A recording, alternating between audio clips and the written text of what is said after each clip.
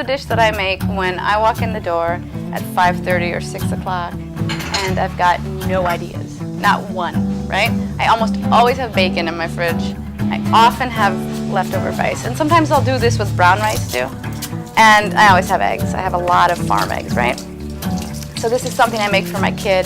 My son is 8. I know that he will eat it. I know he'll eat it. So I make it for him after school or for dinner or sometimes even for breakfast. On the weekends, a lot of times we'll have fried rice for breakfast. Bacon and eggs, you know. It works. Carbonara, bacon and eggs. All those dishes are breakfast. So my introduction to Chinese cooking came in about 1983 when we went to Fargo, North Dakota to the mall called West Acres, and my mom bought a Chinese cookbook. And in that book there were all kinds of Chinese American classics, and in her hands and in her kitchen they became her own.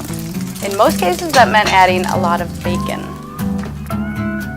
Later on, after I cooked professionally in New York, I worked at a Chinese restaurant for a whole year. It was John George von Gerichten's 66. So it was kind of a high-end Chinese restaurant, a very high-end Chinese restaurant. And there I learned how to make fried rice the way that they made it. And so this bacon and egg fried rice is kind of a blend of those two influences.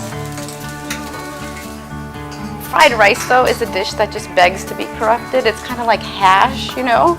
There's no real canon for it. It's a dish that's meant to be made with scraps.